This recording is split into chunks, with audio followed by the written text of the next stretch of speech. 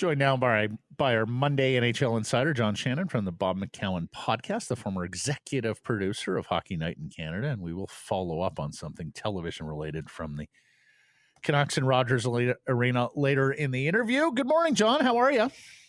I am great. How are you guys? Yeah, good. Fantastic, sir. Looking forward to hockey getting going for real. Oh, well, please, quickly. Yeah. Oh, boy. I can't imagine. I can't imagine.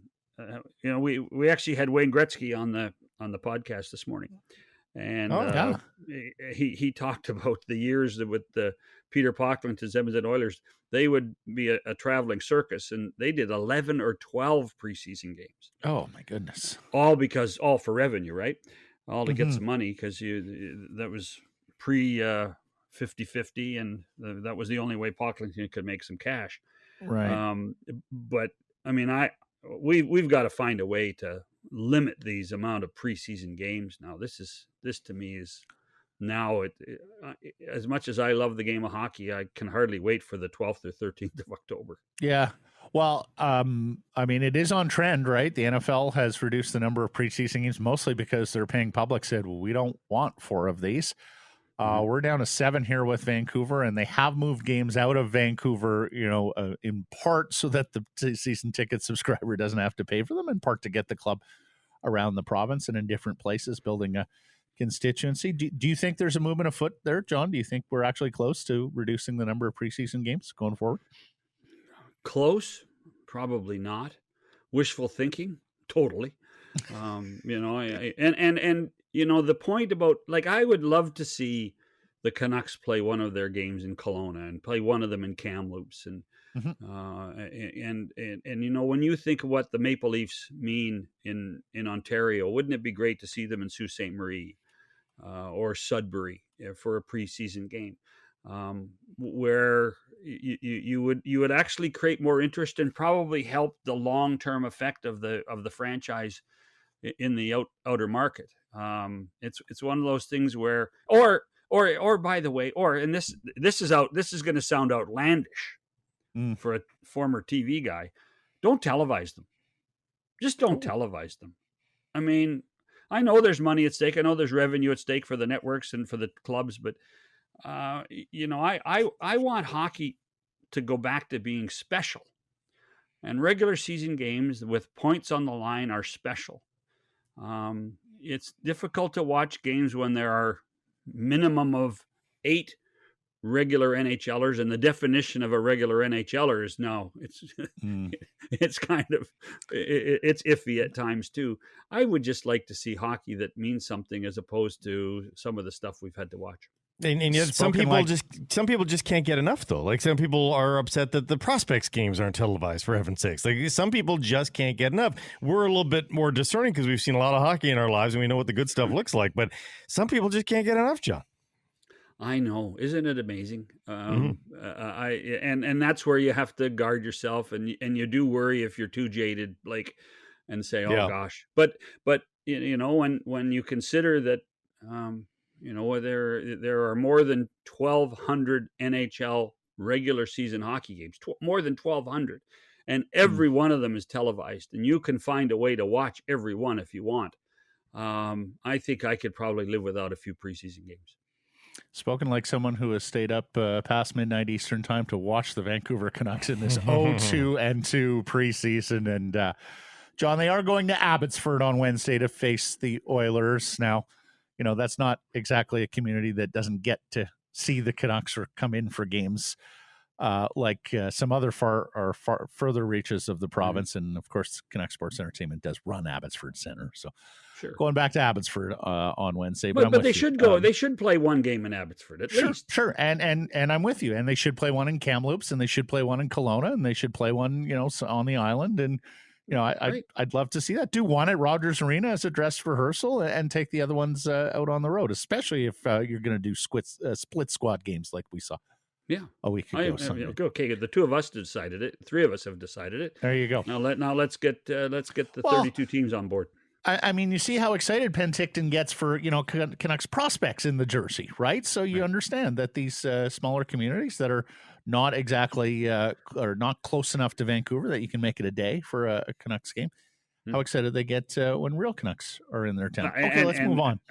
And we all know how good the prospects tournament is in the beginning anyway. So yeah. Well, and of course that's the first time you get NHL sweaters on the ice doing their thing. So everyone gets quite excited for hockey come the prospects tournaments. We talked about that last week or the week before, I forget. Let's move on. It was a big news week for the Vancouver Canucks. Chiefly the story about Francesco Aquilini and the allegations, not yet proven, that his children gave voice to in court or wrote about and submitted to the divorce court. The NHL says they plan to continue to monitor the situation and, if necessary, will respond as we learn more as events unfold. Is that enough in a post-Blackhawk scandal world? I mean, we were told last year that the NHL would take these sorts of accusations of abuse very seriously. Do you think there'll be pressure on Gary and Bill in the NHL head office to do more than just monitor? Well, I think, and the famous line, well, it's in front of the courts, we can't talk about it too much, is as much as a reality as it is an excuse in these scenarios. I am sure that, and I am not a lawyer, although I do try to play one every once in a while, that in discovery that the Aquilini lawyers and certainly Francesco would have made the league office aware of what was going to be said, and so that would be a concern. But, at a certain point, we have to let due process take its place. We have to let it happen before you can monitor it, or you can rule on it of any sort. Yeah, I look at what the NBA did in Phoenix with Robert Sarver, and I'm nowhere comparing the Sarver and the Aquilini incidents at all. But it took a long time for the NBA to get through that and create its own investigation, and then finally come down with a ruling. So from that perspective, and that was team employees they were dealing with at the time, as opposed to a private matter in family court and in a divorce court. So I would suggest that, yes, at this point it is enough, and that if there is something that needs to be dealt with, and you're right, I think the Kyle Beach scenario has made it more aware, but we also have to make sure that we make sure that everybody gets fair trial and fair hearing before we make fair judgment. Is it getting around the league just sort of the bleep show that can be the Canucks at times, between that scenario and the departure of analyst Rachel Dory? I mean, there's always something cooking here, and maybe I'm blind to some of the percolating stories in the other markets at times here, John, but man, there seems to be a lot of headlines all the time around this ownership and management even, and that's with a management change, for heaven's sakes. I hate to be cutthroat about it, but nobody in the other 31 markets cares. They don't care. They don't. They have their own troubles. They have their own worries.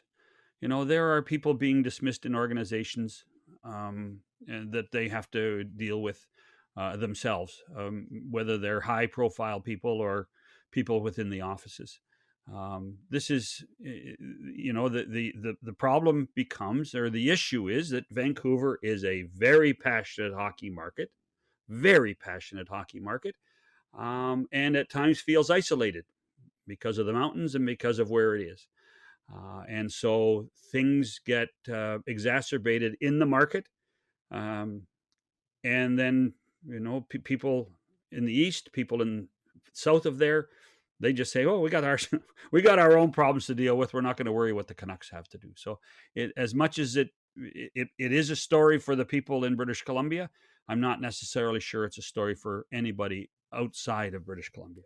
Let's talk about what's happening on the ice for the Vancouver Canucks. They're not winning. They're not playing well. That's a concern for some. But before we move on, like, is it incumbent on the Canucks to speak to either of these matters, either the termination of Rachel Doerrie or the allegations about Francesco Aquilini? We haven't heard boo from any of them. Not Doyle, not Rutherford. Like, is that really how this is going to go down? Here statement? Really?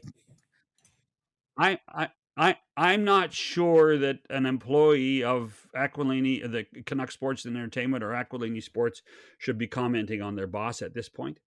And I think that's where. Well, then how about Frank? Why does he get to hide? Huh? Why not Frank? Like, your children say you abused them. They swore affidavits on it, for God's sakes. And he's just going to say nothing, and the league is going to say we monitor. Why not investigate? Like, if you cared about it, investigate. Is this a public issue or a private issue? Well, I would suggest it's a private issue that has gone public. The chairman of the Vancouver Canucks is accused of abusing his children in a BC family court. I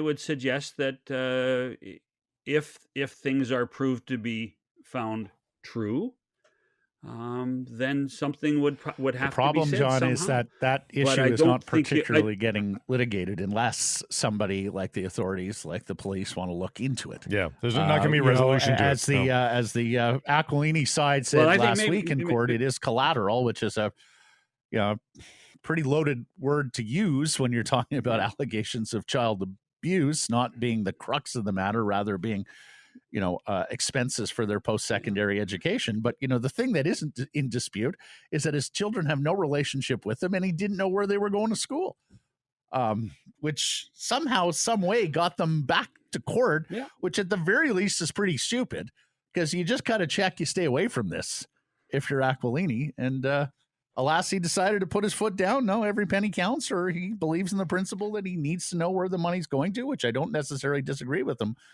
on. And lo and behold, that's what the other side responded with. So here we are in a messy situation. Yeah. Well, listen. Is it messy? Absolutely, it's messy. Is it high profile? It's absolutely high profile. Is it over yet? And the answer is no. It's not over yet. And so this is not a case of ready, fire, aim.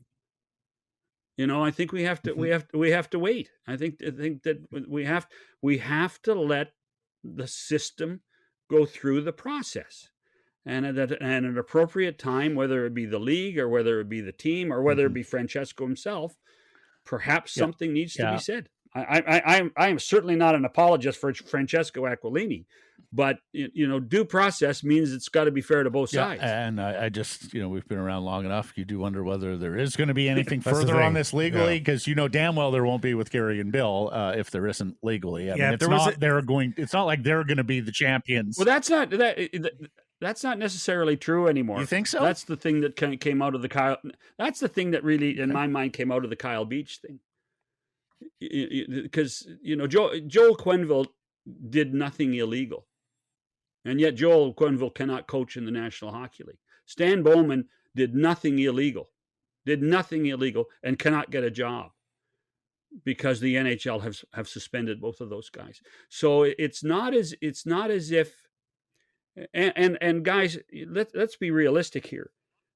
Optics count now.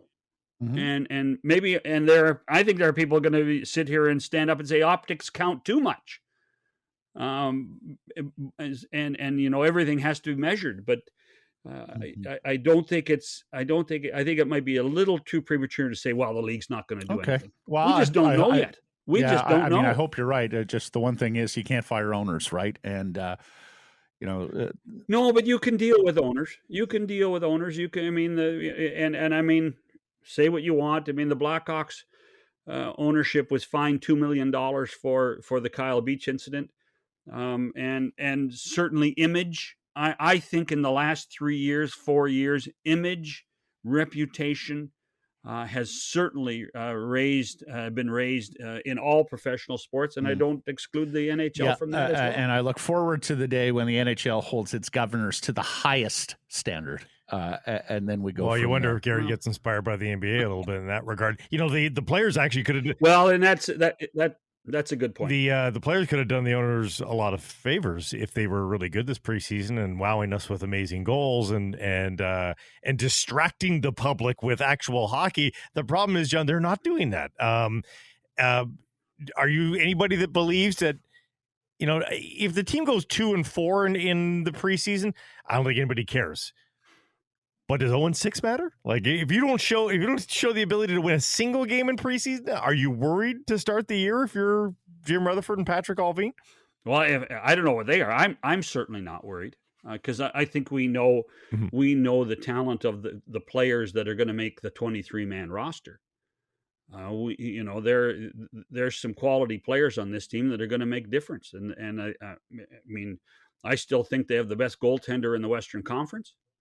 I think that they have, we talk about strength up the middle in growing a team. The Canucks are doing that, strength up the middle. So these games mean nothing. Don't worry about it. I can understand the passion of hockey fans. I really do. I appreciate it. It's helped put food on my table for a long period of time. But please don't worry about it. It's not a problem. This team is in much better shape this year on the ice, behind the bench, in the room than it was a year ago. It is. I'm 100% with you on the preseason come on. results. Yeah. Well, especially in this era of load management, right? Like, veterans know what games are important, what games aren't important. And the fact of the matter is they're not going to. And you know who I'm blaming? That phrase. I'm blaming that damn Alex McKechnie for that phrase. Yes, a good Vancouver guy, Alex McKechnie. Load management. Oh my God. Let's have another buzzword. But the give us another buzzword. It's a long regular season. If you happen to be successful in the playoffs, it's even more, like you could play as many as 110 meaningful games. So, it's not just that I expect veterans to dog it a little bit in preseason. I'd encourage it. We don't need your best tonight. We need your best on October 12th, on October 13th, when we're going for real. Right. And listen, training camp was designed, years and years, decades and decades ago to get in shape. That's it. Every guy's always in shape now.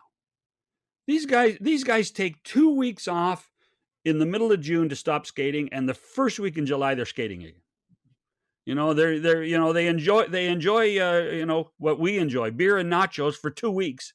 And then they go back onto their regimes and they get booklets from clubs. But we also know that these players come in and out of waves, right? Like, they surf these waves and then they get into doldrums, and it doesn't seem like the Canucks know where the ocean is, much less they're surfing a wave. And I don't think you can just snap your fingers and jump on a wave. So I think you need something to hold on to coming out of preseason. If you haven't lit the lamp or come close, I think that does carry over into the regular season eventually. You have to remember what it feels like to score a goal. I know what we should do. Let's have 13 preseason games. Let's have, then everybody scores. You get a goal, you get a goal, you get a goal. That's good. Why don't we do that? John, I apologize. One of the prevailing themes on the Sekeres and Price show for 11 years is that Blake has been a pre- and post-game guy. And so, as you know, pre- and post-game guys put the magnifying glass on the individual games. I have always been more of a macro guy, so we often have this debate. And what has the macro shown you over the last 10 years with this organization? Maybe they should learn how to win some freaking games. Two things. The macro has shown me, number one, that John Shannon is now caught in between the two of us. And that number two, John Shannon needs to be put on errors and omissions because Vancouver Canucks don't stop skating for 2 weeks in June. I'm afraid that's late April where they stop skating, John, and then they get back at it lately in May. They've stopped in October through April. That's my point. I was trying to be nice, guys. Come on. Before we let you go, we want to lean on your terrific television expertise. And last week you told us, hey, did you notice something different with the television angles at Rogers Arena, that they had moved the cameras that it was a little bit of a higher pitch for that standard shot you see at center ice. Patrick Johnson, our friend from the province, who will join us tomorrow, says the TV cameras were formerly in a camera bay at the top of the lower bowl, which has now been converted into a suite. Got to put the camera somewhere, but this sure alters the appeal of what were once fabulous upper bowl seats. And there's some video there of some partially obstructed view seats where you're actually looking down on the camera operators and into their their screens from certain seats at Rogers Arena. You're familiar with some of the context here. Tell us what you know. Well, first of all, was there contemplated some obstruction? Yeah, there was. I can tell you that. What I was led to believe was the club did consult with the season ticket holders to tell them that this was going to be a factor. They would be relocated if they wanted to be. But just as a correction, there were no camera bays when the building was built. And so when some of us were there before the building was actually opened, we needed to find quality positions to put cameras in the lower bowl. And we took a private box and we insisted that the Canucks give us, actually it was Emily Griffith's private box to put the cameras. So it was a private box. It was used as a private box for concerts. And basically what they've done is they've been able to regain the private box, but there were no actual camera bays in place in the lower bowl. And in my mind, what the Canucks have done is probably the best thing they could have done all the way around. And quite frankly, guys, it should have been done in 2010, not 2022. It should have been done 2010 when the Olympics were there. When there was and Francesco and his group got a bit of money from the IOC and the federation to renovate the building. That it should have happened then. It's taken 12 years for the Canucks to finally make the motion and put the cameras where they should have been in the first place and should have been after the Olympics. Well done, sir. You would know better than most on that front. Thank you for your time. And no next Monday, John, because we will have a special show with the Thanksgiving. Well, you're going to watch a preseason game or something? Well, thankfully, we'll be done with them come Friday. Yeah. But we'll talk to you in a couple Mondays from now when the Canucks will have had a few games under their belt. As a matter of fact, a couple Mondays from now, we'll be talking about the Canucks in Washington to face Alex Ovechkin and the Capitals. And the goal scoring will be there, Blake. Not to worry. The goal scoring will be there. Okay. That's John Shannon, everybody, our Monday NHL insider from the Bob McCown Podcast.